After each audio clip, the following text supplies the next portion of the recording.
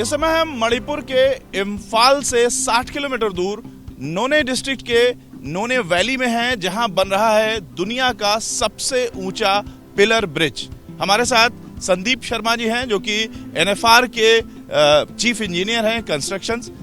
Sir, ये जो बात है कि दुनिया का सबसे ऊंचा ब्रिज है ये पिलर ब्रिज, किस तरह से इसको आप डिफाइन करेंगे? ये आप देखेंगे कि ये वैली जहां हम खड़े हुए हैं, आपको पूरी वैली दिखाई दे रही है। ये ब्रिज बेसिकली एक वैली को क्रॉस कर रहा है, जो कि करीब 703 मीटर लंबाई में है। और इसकी सबसे खूबी यह है कि ये ब्रिज, क्योंकि वैली बहुत ही ऊंची है, तो इस वैली को क्रॉस करने के लिए हमारे को यहाँ पे पिलर की जो हाइट है वो 141 मीटर है, जो कि कुतुब मीनार से करीब दुगनी है। और वर्ल्ड की सबसे हाईएस्ट पियर ब्रिज की कैटेगरी में ये ब्रिज आ जाएगा जब ये हमारा बन के तैयार होगा। अभी कौन है नंबर 1? अभी इस समय जो ब्रिज टॉलेस्ट पियर ब्रिज है वो Mala Rijeka viaduct on Belgrade Bar railway line in Europe में है, जिसकी हाइट 139 मीटर है।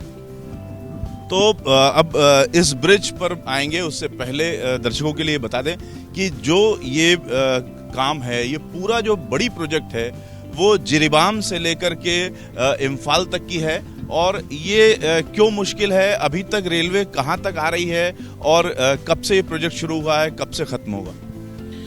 ये Jiribam Imphal new line broad gauge project जो है 111 किलोमीटर लंबा है, और इसकी अनुमानित लागत जो आज की डेट में है वो 14,322 करोड़ है।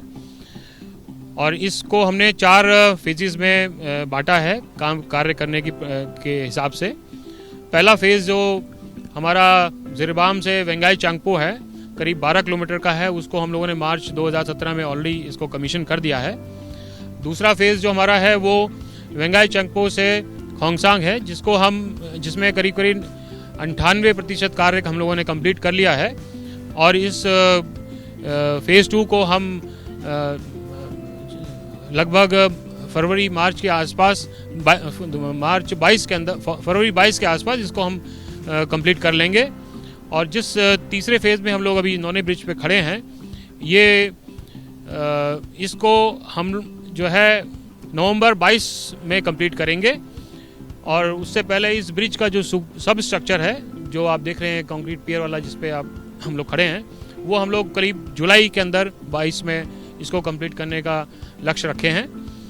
उसके अलावा चौथा फेज जो हमारा है वो अंतिम फेज जो है वो इम्फाल से टुपुल के बीच का है, जिसके अंदर टनल 12, जो कि इस समय इंडिया की सेकेंड लार्जेस्ट टनल है, 10.3 किलोमीटर लॉन्ग, उसमें कार्य चल रहा है। और उसको हम लोग दिसंबर 2023 तक कंप्लीट करने का लक्ष्य निर्धारित किया है। नॉर्थ ईस्ट की सबसे लंबी टनल होगी। नॉर्थ ईस्ट की जो टनल 12 हमारी इम्फाल के अंदर वैली से के पास में है, वो नॉर्थ ईस्ट फ्रंटियर की सबसे बड़ी टनल है, 10 अराउंड लगभग 3 किलोमीटर लंबी। तो इस पूरी प्रोजेक्ट की बात करें तो आम आदमी को क्या फायदा होगा, और खासतौर से अभी जो समय लगता है जिरीबाम से इम्फाल जाने में, और जब ट्रेन शुरू हो जाएगी तब कितना समय लगेगा? हमारे माननीय प्रधानमंत्री महोदय ने अपने इस बार रेड फोर्ट से भी कहा था कि हम सारे नॉर्थ ईस्ट के कैपिटल्स को रेलवे नेटवर्क से कनेक्ट करेंगे। और ये सारे कैपिटल्स कनेक्ट होने के पश्चात ये पूरा रीजन जो है ये मेन लैंड से इंटीग्रेट हो जाएगा। आप देखेंगे इस समय यहाँ पे एक खाली NH37 के अलावा यहाँ आने का और कोई रास्ता नहीं है। जिरीबाम से इम्फाल का जो रोड का रास्ता है वो करीब 220 से 225 किलोमीटर लंबा है, और रोड की जैसी हालत हम जिस रोड पे अभी चले हैं वो लगभग उसके अंदर हमको आने में करीब 10 से 12 घंटे लगते हैं। रेलवे का जो ट्रैक है वो करीब 111 किलोमीटर लंबा है, और इसको दूरी को तय करने के लिए लगभग हमको 2 से 2.5 घंटा लगेगा। तो आप देखेंगे करीब 10 घंटे की जो है हमें इसमें बचत होगी। बचत के अलावा हम जो है इस पूरे इलाके को, इसके स्टेशन को, इसके हर डिस्ट्रिक्ट को हम मेनलैंड से रेलवे नेटवर्क से कनेक्ट कर पाएंगे। चाइना बॉर्डर तक पहुंचने के लिए जो हमारी सेना के जवान हैं, पैरामिलिट्री फोर्सेस है, वो जाता है, तो स्ट्रेटेजिक रूप से ये रूट कितना महत्वपूर्ण है? स्ट्रैटेजिक रूट्स दृष्टि से भी ये रूट हमारे लिए बहुत ही महत्वपूर्ण है, क्योंकि मणिपुर के बॉर्डर जो है उधर म्यांमार से जुड़ा हुआ है। उसके अलावा जो नॉर्थ साइड में यदि कोई मोबिलाइजेशन आर्मी को करना है तो वो बाय लैंड के रास्ते से यहाँ से किया जा सकता है। हमारा इस ईस्ट का जो पूरा बॉर्डर है वो पूरा मणिपुर, नागालैंड और मिजोरम के इलाके को टच करता है। उसके हिसाब से यदि आर्मी का मूवमेंट करना हो तो रेलवे के नेटवर्क से आपने अभी देखा कि 2 से 2.5 घंटे में हम पहुंच सकते हैं, और यदि रेलवे आर्मी की गाड़ियां चलेंगी तो उनको कहीं रुकना भी नहीं होता है, तो वो हम बल्कि 2 घंटे में भी पहुंचा सकते हैं। तो यदि कोई आवश्यकता आई, इमरजेंसी आती है, तो इस रेलवे के नेटवर्क से आर्मी का डिप्लॉयमेंट, आर्मी का मूवमेंट बहुत ही तेजी से हो सकता है बॉर्डर के पास इलाकों में। म्यांमार का जो बॉर्डर है वो भी यहाँ से 170 किलोमीटर है, इम्फाल से और पास है, उससे ट्रेडिंग भी होती है।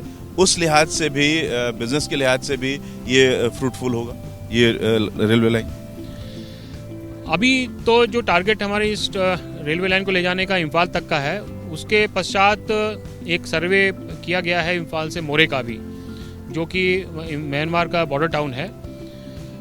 ये रूट निश्चित ही आगे आने वाले समय में एक ट्रांस एशियन रेलवे नेटवर्क का पार्ट आगे बनेगा।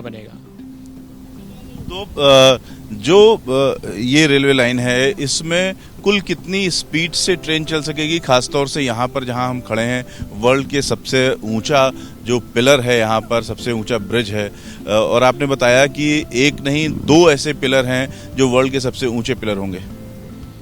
हाँ, ये इसी ब्रिज के ऊपर 164 ब्रिज बोलते हैं इसको नोने का। इसमें 2 पियर जो हैं 141 मीटर का हाइट के हैं, और इसके ऊपर जब ब्रॉड गेज की ट्रेन चलेगी तो इसमें कोई गति सीमा और किसी कारण से नहीं है, केवल क्योंकि ये पियर की हाइट बहुत ऊंची है, तो इसमें यदि विंड की स्पीड 200 किलोमीटर से ज़्यादा होगी तब इसके अंदर ट्रेनों का आवागमन रोका जाएगा सुरक्षा की दृष्टि से। बट उस तरह का हम लोग डिज़ाइन में इसके प्रोविजंस लिए हुए हैं।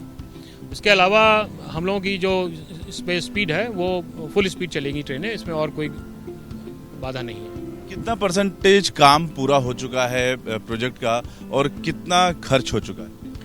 यदि आप इसको पूरे जिरीबाम से इम्फाल प्रोजेक्ट को देखें तो करीब 82% कार्य, 82% कार्य हमारा अभी पूरा हो चुका है, और करीब इस प्रोजेक्ट पे हमने 11,000 के लगभग पैसा खर्च अभी तक हो चुका है इस प्रोजेक्ट पे।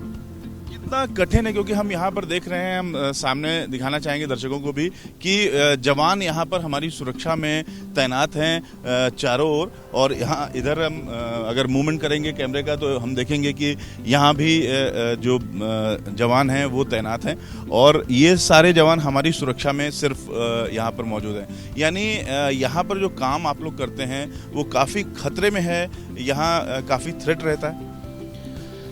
यहाँ इंसर्जेंसी तो अब तो काफ़ी कम हो चुकी है, लेकिन पहले यहाँ जब थे यहाँ पे काम करने 2003-4 के आसपास, यहाँ काफ़ी इंसर्जेंसी की खबरें मिलती हैं, जैसे हम लोगों ने सुना है। और पिछले कुछ दिनों में भी जो है यहाँ पे कुछ ऐसे वाक़यात हुए हैं जिसके वजह से हम लोगों ने यहाँ पे एक टेरिटोरियल आर्मी की एक 57 बटालियन पूरी हमारे साथ सहयोग में लगी है, और वो हमारे पूरे इलाके को जहाँ हम लोग काम करते हैं उस पूरे एरिया को डोमिनेशन प्रोवाइड करता है, और हमारे अपने ऑफिसर्स और स्टाफ और जो यहाँ कार्य करने वाले वर्कर्स हैं उन सबको एक सुरक्षा का वातावरण प्रदान करता है। करीब 90 जवान आप लोगों की सुरक्षा में लगे हुए हैं आर्मी के 2 हिस्सों में। हाँ, जिस एरिया में हम खड़े हैं इस इलाके में हमने करीब 60 आर्मी के जवान और अपने कमांडिंग ऑफिसर के साथ में यहाँ तैनात रहते हैं दिन रात, और जो दूसरा छोर है उस साइड में हमारे करीब 160 जवान जो हैं कमांडिंग ऑफिसर की कमांड में उधर भी तैनात हैं, ताकि यहाँ हम दिन और रात कार्य कर सकें। यहाँ पर आप लोगों को काम करने में भी असुविधा होती है, क्योंकि ये जो कच्चे पहाड़ दिख रहे हैं यहाँ पे एक्चुअली मणिपुर में जो वर्किंग सीज़न है वो बहुत ही छोटा है। यहाँ बरसात 9 अप्रैल के महीने में शुरू हो जाती है और करीब अक्टूबर के महीने तक यहाँ बरसात चलती है। बरसात के सीज़न में यहाँ काम करना बहुत ही मुश्किल रहता है, और बरसात की जो तादाद है वो भी यहाँ करीब 1 से 1.5 मीटर बरसात सालाना यहाँ होती है। तो आप सोच सकते हैं कि मतलब इतनी बरसात में या काम करने में दिक्कतें कितनी होती होंगी। उसके अलावा लैंडस्लाइड होना, ये भी यहाँ पे एक बहुत बड़ी समस्या है। हैवी मशीनरीज का मूवमेंट करना इतनी बरसात में, इस तरह की पुअर जियोलॉजी की मिट्टी में, ये भी एक बहुत बड़ा हमारे लिए चैलेंज है, हमारे जो वर्क फोर्स है उसके लिए। जो इतना ऊंचा यहाँ पर ब्रिज बन रहा है वो किस तरह से भूकंप रोधी होगा, और यहाँ का जो इलाका है वो कितना भूकंप आते रहते हैं? मणिपुर जो है वो जोन 5 अर्थक्वेक जोन 5 में आता है, और यहाँ छोटी तीव्रता के काफ़ी अर्थक्वेक आते ही रहते हैं। इसी को देखते हुए इस पुल का जो डिज़ाइन किया गया है उसको स्टूप द्वारा उसको सेस्मिक 5 जोन के हिसाब से इसमें जो भी प्रोविजंस हैं उनको सम्मिलित करके किया गया है। कुल कितनी नदियाँ, पुल और ब्रिज बनेंगे? नदियों को पार करने वाले ब्रिजेस होंगे, और रास्ते में कितनी नदियाँ आ रही हैं? कुल कितने ब्रिज बनेंगे इस पूरी प्रोजेक्ट में, और कितने टनल? इस जिरीबाम से इम्फाल प्रोजेक्ट में करीब 11 तो हमारे बड़े मेजर पुल हैं, जो मतलब आप समझ सकते हैं कि जो बड़ी नदियां हैं उनको क्रॉस कर रहे हैं, या बड़ी वैलीज़ हैं उनको क्रॉस कर रहे हैं हम लोग। और उसके अलावा हमारे छोटे पुल भी हैं बहुत सारे, करीब 140 से 145 के आसपास जो है करीब छोटे पुल हैं, जिनमें जो पहाड़ों से आता हुआ पानी है वो ट्रैक के इस पार से उस पार हम लोग छोटे पुलों के द्वारा निकाला जाएगा। तो कुल मिलाकर के जो आम आदमी है उसकी जर्नी 10 घंटे की जगह अब 2.5 घंटे में पूरी होगी। जी बिल्कुल, आपने सही फरमाया। तो यहाँ पर हम आपको दिखा दें कि ये जो इलाका है ये काफ़ी इस तरह का इलाका है कि इंसर्जेंसी यहाँ पर की संभावना बनी रहती है। पहले काफ़ी ज़्यादा थी, अभी कुछ कम है। और हम अगर चल करके जो ब्रिज है वो आपको दिखाएं कि किस तरीके से दुनिया का जो सबसे ऊंचा ब्रिज यहाँ पर बन रहा है। यूरोप के बाद ये इस समय यूरोप का जो बेलग्रेड में पुल है वो सबसे ऊंचा है, और यहाँ पर ये दुनिया का सबसे ऊंचा ब्रिज बन रहा है। पिलर ब्रिज अगर कैटेगरी वाइज बात करें तो उसमें ये दुनिया का सबसे ऊंचा पिलर ब्रिज है।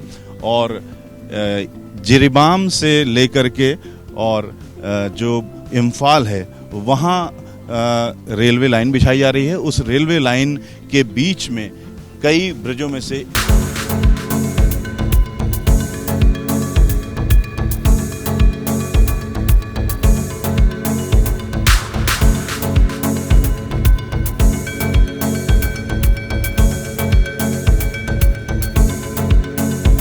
रेलवे से जुड़ा है बल्कि भारत के भविष्य से भी जुड़ा है, क्योंकि ये न सिर्फ उत्तर पूर्व की अंतर्राष्ट्रीय सीमाओं की सुरक्षा में अहम हिस्सा बनने वाली है, बल्कि ट्रांस एशियन रेल नेटवर्क का भी ये एक अहम भाग होगी। कैमरामैन राजेश कुमार के साथ रविकांत, एबीपी न्यूज, नोने वैली।